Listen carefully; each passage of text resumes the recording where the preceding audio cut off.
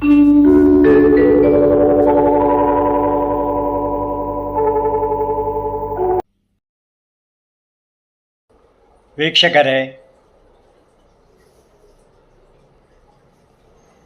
ಅಭಿನವ ಭಾರತ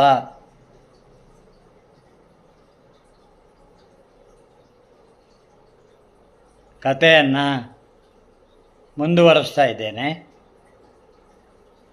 ಇಂದ್ರಪ್ರಸ್ಥದಲ್ಲಿ ಪಾಂಡವರ ಅಭ್ಯುದಯವನ್ನು ನೋಡಿದ ದುರ್ಯೋಧನನು ತೀವ್ರ ಹತಾಶನಾಗಿದ್ದಾನೆ. ಶಕುನಿಯ ಜೊತೆ ಹಸ್ತಿನಾಪುರಕ್ಕೆ ಹೊರಡುತ್ತಿದ್ದಂತೆ ದಾರಿಯುದ್ದಕ್ಕೂ ಅವರ ಎರಡೂ ರಥಗಳು ಜೊತೆಗೆ ಓಡುತ್ತಿವೆ. ಕುದುರೆಗಳ ಕರಪುಟಗಳ ಸದ್ದು ಕೇಳಬರುತ್ತಿದೆ ಅಷ್ಟೇ. ಇಬ್ಬರ ನಡುವೆ ಮಾತು ಮೂಕವಾಗಿದೆ. ಮೌನ ಮುರಿದ ಶಕುನಿ, ಹೇ ಹಳಿಮಯ್ಯ, ಅದೇನು ಚಿಂತೆ ಮಾಡ್ತೀಯೋ ಎಂದಾಗ, ಮಾವ, ಅರ್ಜುನನು ಅಸ್ತ್ರಗಳ ಪರಾಕ್ರಮಿಯಾಗಿದ್ದಾನೆ. ಅವನು ಭಾರತದಲ್ಲೆಲ್ಲ ದಿಗ್ವಿಜಯ ಮಾಡಿ ಇಂದ್ರಪ್ರಸ್ಥಕ್ಕೆ ಅನೇಕ ರಾಜರುಗಳು ಸಾಮಂತರಾಗಿದ್ದಾರೆ. ಅಸ್ತ್ರಗಳ ಪರಾಕ್ರಮಿ ಅರ್ಜುನ. ಅವರ ರಾಜಸೂಯ ಯಾಗಕ್ಕೆ ಅವರೆಲ್ಲರೂ ಇಂದ್ರಪ್ರಸ್ಥಕ್ಕೆ ಸಾಮಂತರಾಗಿ ಅವರ ರಾಜಸೂಯ ಯಾಗಕ್ಕೆ ಬಂದಿದ್ದಾರೆ. ಆ ವೈಭವದ ಯಾಗವನ್ನು, ಆ ಮಯನ ಅರಮನೆಯನ್ನು ನೋಡಿದೇ ಅಲ್ಲ. ಯುಧಿಷ್ಠಿರ ಚಕ್ರವರ್ತಿಯಂತೆ ಮೆರೆದಿದ್ದಾನೆ. ಅವನ ರಾಜಸೂಯ ಯಾಗದ ವೈಭವ ಹೇಳತೀರದು. ರಾಜರುಗಳು, ಇತರ ಅತಿಥಿಗಳು ಕೊಟ್ಟ ಮುತ್ತು ರತ್ನಗಳು, ಹೊನ್ನಿನ ರಾಶಿಯನ್ನೆಲ್ಲ ನನಗೇ ಎಣಿಸಿಕೊಡಲು ಹೇಳಿದನಲ್ಲ. ಕೃಷ್ಣನು ಶಿಶುಪಾಲನನ್ನು ಕೊಲ್ಲುವಾಗ ಯಾರೂ ಪ್ರತಿಭಟಿಸಲಿಲ್ಲ. ನೋಡಿದೆಯಲ್ಲ ಪಾಂಡವರ ಇಂದ್ರಪ್ರಸ್ಥದ ರಾಜಬೀದಿಗಳು, ಅಂಗಡಿ ಮುಂಗಟ್ಟುಗಳು, ಅಲ್ಲಿ ಓಡಾಡುವ ಜನರೆಲ್ಲರ ಸಂತೋಷ ಸಂಭ್ರಮವನ್ನು. ಅದನ್ನೆಲ್ಲ ನೆನೆಸಿಕೊಳ್ಳುತ್ತಿದ್ದರೆ ನನ್ನ ಮೈಯೆಲ್ಲ ಉರಿಯುತ್ತದೆ. ನಾನಿನ್ನು ಬದುಕಿದ್ದೆ ಏನು ಪ್ರಯೋಜನ?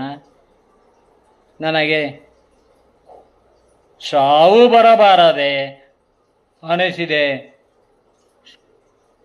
ಮಾವಯ್ಯ ದುರ್ಯೋಧನ ಒದ್ದಿರ್ಗರಿದಿದ್ದಾನೆ. ಶಕುನಿಯು, ಹಳಿಮಯ್ಯ, ಪಾಂಡವರು ಧರ್ಮಾತ್ಮರೆನಿಸಿದ್ದಾರೆ, ಜನಮನ್ನಣೆ ಗಳಿಸಿದ್ದಾರೆ. ಹಾಗಾಗಿ ಇಂದ್ರಪ್ರಸ್ಥವು ಸುಭಿಕ್ಷವಾಗಿದೆ. ಅವರ ಅದೃಷ್ಟದಲ್ಲಿದ್ದಂತೆ ಸಂಪತ್ತು ಅರಸಿ ಬಂದಿದೆ. ವಿಧಿ ನಿಯಮದಂತೆ ಸಭಾಭವನವನ್ನು ಕಟ್ಟಿಸಿದ್ದಾರೆ. ರಾಜಸೂಯ ಯಾಗ ಮಾಡಿದ್ದಾರೆ. ಅದನ್ನು ನೋಡಿ ನೀನು ತಲೆ ಕೆಡಿಸಿಕೊಳ್ಳಬೇಕೆ? ಯಾಕೋ ಮಾವಯ್ಯ,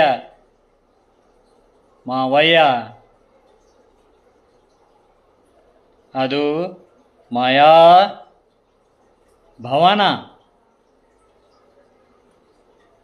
ನಾನು ಆ ಭವನವನ್ನು ನೋಡಲು ಹೋಗಿ ಎಲ್ಲರ ಎದುರಿನಲ್ಲೇ ದಾರಿಗಾಣದೆ ಹೆಜ್ಜೆ ಇಡುತ್ತಾ ಹಣೆ ಗಟ್ಟಿಸಿಕೊಂಡು ಬಿದ್ದೆನಲ್ಲ.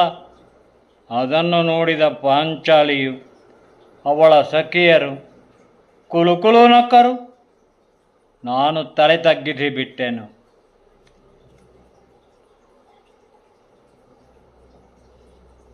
ಆ ಅವಮಾನವನ್ನು ಹೇಗೆ ತಾನೇ ಸಹಿಸಲಿ?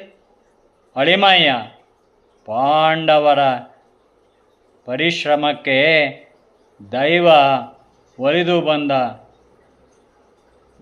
ಭಾಗ್ಯ ಪಡೆದಿದ್ದಾರೆ. ಅದನ್ನು ನೋಡಿ ಕರುಬುವುದೇ? ನೋಡಿ ಶಕುನಿ, ಎಷ್ಟೇ ಆಗಲಿ ಗಾಂಧಾರಿಯ ಅಣ್ಣನಾಗಿ ಗಾಂಧಾರಿಯನ್ನು ಕೊಟ್ಟ ಮನೆಗೆ ಒಳಿತನ್ನೇ ಬಯಸುತ್ತಾನೆ. ಮೊದಲು ಗಾಂಧಾರ ದೇಶದಿಂದ ಬಂದ ಶಕುನಿ ಇಲ್ಲೇ ಉಳಿದುಕೊಂಡ್ಬಿಡ್ತಾನೆ ಗಾಂಧಾರಿಯ ಮದುವೆಯಲ್ಲಿ. ಯಾಕೆ? ಗಾಂಧಾರ ದೇಶ ಅಫ್ಘಾನಿಸ್ತಾನ, ಇಂದಿನ ಅಫ್ಘಾನಿಸ್ತಾನ. ಅದು ಪ್ರಸ್ಥದ ಹಸ್ತಿನಾಪುರ, ಇಂದ್ರಪ್ರಸ್ಥ ಅಷ್ಟು ಸಮೃದ್ಧಿಯಾಗಿರಲಿಲ್ಲ ಅದು ಭಾರತದಷ್ಟು.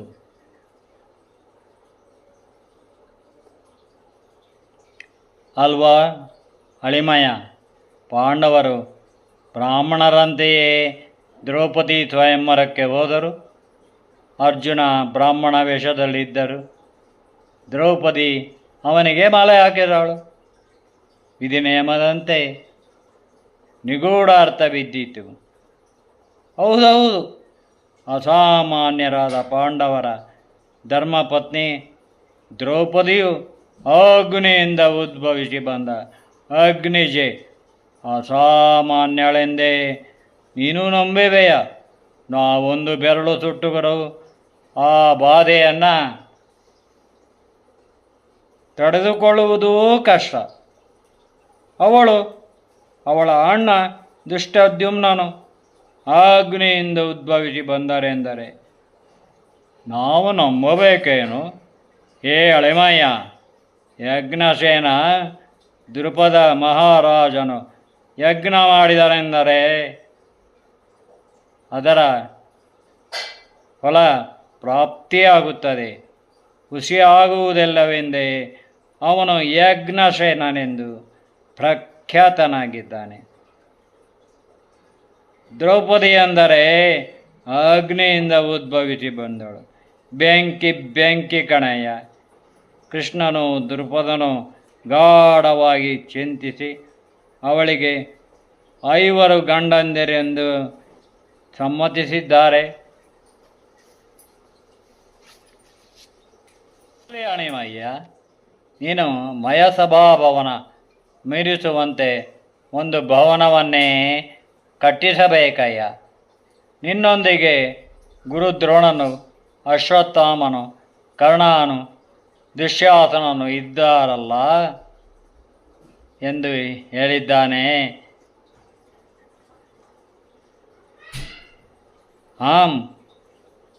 ಅದೇ ಸಮಯಕ್ಕೆ ಬಂದ ದುಶ್ಯಾಸನನು, ಅಣ್ಣ, ದೈವದ ಮುಂದೆ ಪೌರುಷವೇ?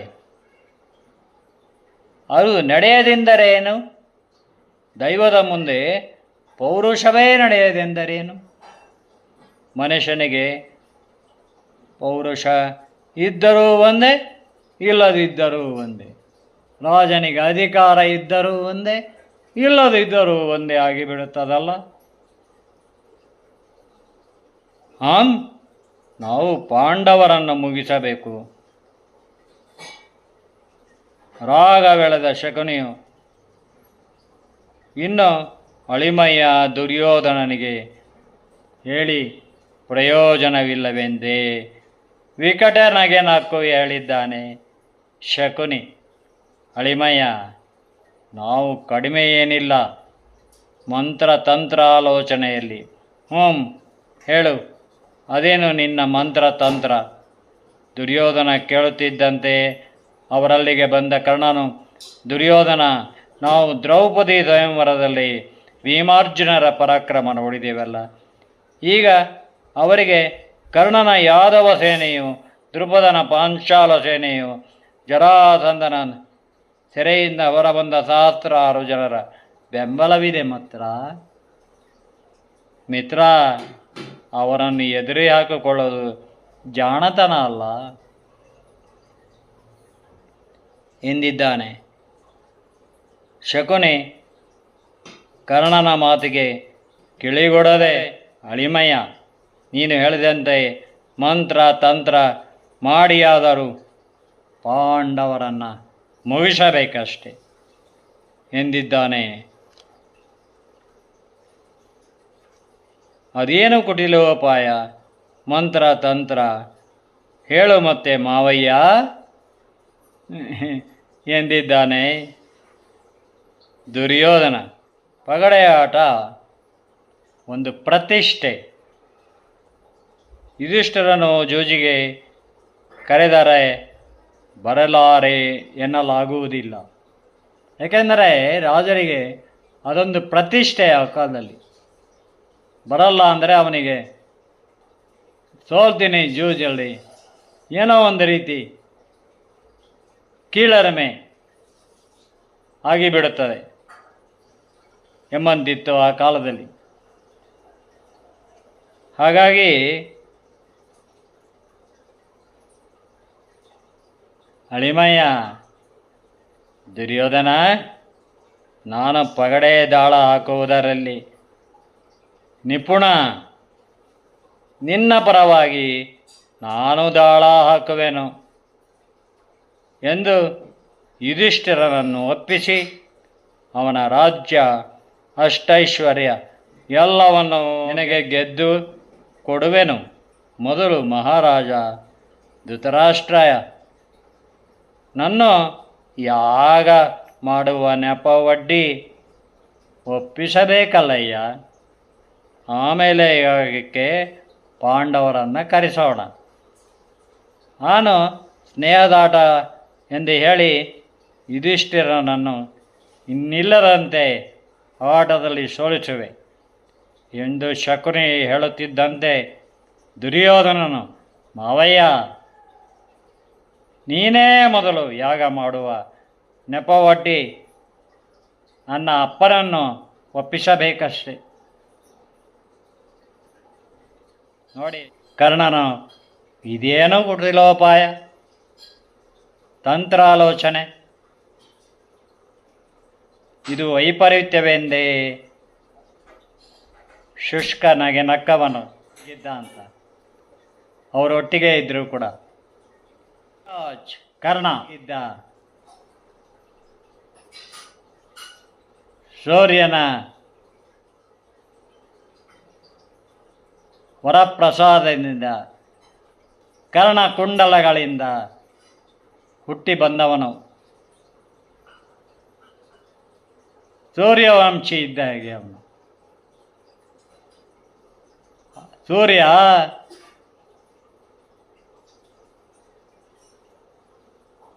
ಅವನ ತೇಜಸ್ಸು.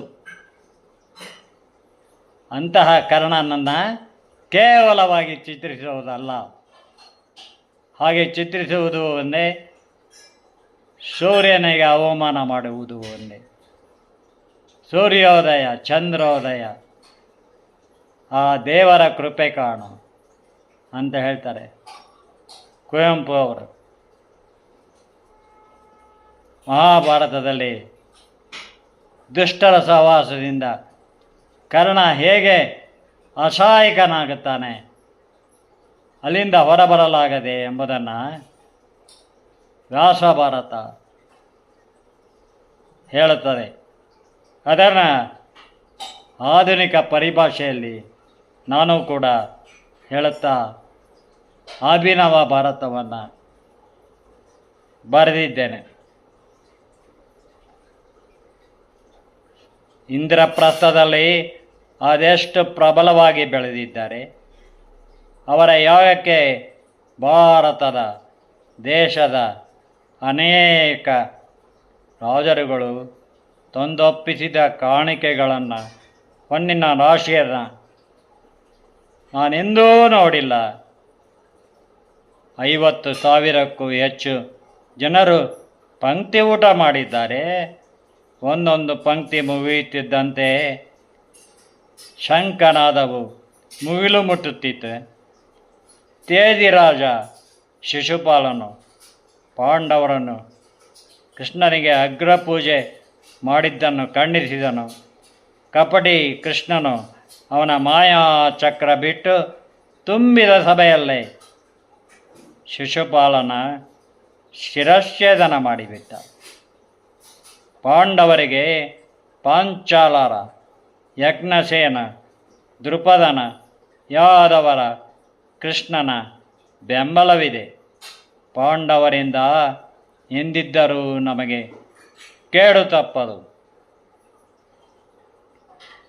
ದುರ್ಯೋಧನ, ನಿನ್ನ ಚಿಕ್ಕಪ್ಪ ಪಾಂಡು ಬದುಕಿದ್ದಾಗ ನನಗೆ ಕಣ್ಣಿಲ್ಲವೆಂದೇ ಅವನೇ ರಾಜನಾದನು. ಧೃತರಾಷ್ಟ್ರನನ್ನು ಮನಸ್ಸಿಗೆ ಬಂದಂತೆ ಚಿತ್ರಿಸೋದಲ್ಲ. ಧೃತರಾಷ್ಟ್ರ ಇನ್ನೊಂದು ಪ್ಲ್ಯಾನ್ ಹುಡುಕಿದ್ದ, ಮತ್ತೊಂದು ಪ್ಲ್ಯಾನ್ ಹುಡುಕಿದ್ದ ಪಾಂಡವರನ್ನು ಮುಗಿಸಲು. ಅದೆಲ್ಲ ಮೂಲ ಇರೋದು.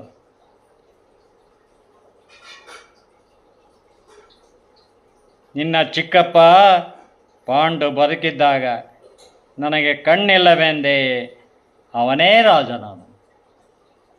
ನನ್ನನ್ನು ಬಿಟ್ಟು ಅವನು ಊಟ ಮಾಡುತ್ತಿರಲಿಲ್ಲ. ಅವನ ಜ್ಯೇಷ್ಠ ಪುತ್ರ ಧರ್ಮಾನಂದನನು ಪಾಂಡುವಿನಂತೆಯೇ ಧರ್ಮಾತ್ಮನೇ ಆಗಿದ್ದಾನೆ. ಅವನು ಹಾಕಿದ ಗೆರೆಯನ್ನು ಅವನ ತಮ್ಮಂದಿರು ದಾಟುವುದಿಲ್ಲ. ಅವರು ನಮಗೆ ಹಿತಶತ್ರುಗಳಲ್ಲ. ಧೃತರಾಷ್ಟ್ರ ಹೇಳಿದ್ದಾನೆ, ಕೃಷ್ಣನು ಪಾಂಡವರ ಮಾಡುವ ಯಾಗಕ್ಕೆ ಜರಾಸಂಧನು ಅಡ್ಡಿ ಮಾಡುವನೆಂಬ ನೆಪದಲ್ಲಿ ನಮಗೆ ಸ್ನೇಹಿತರಾದ ಪರಾಕ್ರಮಿ ಜರಾಸಂಧನನ್ನು ಭೀಮನಿಂದ ಕೊಲ್ಲಿಸಿದ್ದಾನೆ. ಜರಾಸಂಧನ ಸೆರೆಯಲ್ಲಿದ್ದ ಸಾವಿರಾರು ರಾಜರುಗಳು ಈಗ ಪಾಂಡವರ ಕಡೆ ಸೇರಿದ್ದಾರೆ. ಅಪ್ಪ, ಪಾಂಡು ಈಗಿಲ್ಲ, ಆದರೆ ಪಾಂಡವರು, ಪಾಂಡುವಿನ ಮಕ್ಕಳು ನಮಗೆ ಎಂದಿದ್ದರು ಹಿತಶತ್ರುಗಳೇ. ಯಾದವ ಪಾಂಚಾಲರೊಂದಿಗೆ ಸೇರಿ ನಮ್ಮ ಮೇಲೆ ದಂಡೆತ್ತಿ ಬಂದೇ ಬರುತ್ತಾರೆ. ಮಗು ದುರ್ಯೋಧನ, ನಿನ್ನ ಸಂಶಯ ಪ್ರವೃತ್ತಿ ನಿನ್ನನ್ನೇ ಕೊಲ್ಲುತ್ತದೋ? ಪಾಂಡವರು ಕಟ್ಟಿಸಿದ್ದಕ್ಕಿಂತಲೂ ಭವ್ಯ ಸಭಾಭವನ ನಾವು ಕಟ್ಟಿಸೋಣ. ಇನ್ನೂ ವೈಭವದಿಂದ ಯಾಗವನ್ನು ಮಾಡೋಣ. ಬ್ರಾಹ್ಮಣರಿಗೆ, ಬಡಬಗ್ಗರಿಗೆ ಊಟ ಹಾಕಿ ದಾನ ದಕ್ಷಿಣೆಗಳ ಕೊಟ್ಟು ಸಂತೃಪ್ತಿಪಡಿಸಿದರೆ ದೇವರೂ ಮೆಚ್ಚುತ್ತಾನೆ. ದುರ್ಯೋಧನ, ಧೃತರಾಷ್ಟ್ರನು ಮೊದಲು ಧರ್ಮದ ದಾರಿಯಲ್ಲೇ ಮಗನನ್ನು ತಿದ್ದಲೆತ್ನಿಸಿದ್ದಾನೆ. ಧೃತರಾಷ್ಟ್ರನನ್ನು ಕೆಟ್ನಾಗಿ ಚಿತ್ರಿಸೋದಲ್ಲ, ತಂದೆಯಾಗಿ ಒಬ್ಬ ಮಗ ತಪ್ಪು ದಾರಿಯಲ್ಲಿ ತುಳಿದಾಗ, ದಾಯಾದಿ ದ್ವೇಷದಲ್ಲಿ ಹಿಡಿದಾಗ ಅದನ್ನು ಯಾವ ತಂದೆಯೂ ಒಪ್ಪುವುದಿಲ್ಲ ಎಂಬುದನ್ನು ವ್ಯಾಸ ಭಾರತದಲ್ಲಿ ನಾವು ಕಾಣಬಹುದು. ಯತ್ರ ಯೋಗೇಶ್ವರ ಕೃಷ್ಣ ಯತ್ರ ಪಾರ್ಥ ಧನುರ್ಧರಃ ತತ್ರ ಶ್ರೀರ್ವಿಜಯ ಭೂತುರ್ಧ್ರುವ ನೀತಿರ್ಮತಿರ್ಮಮ.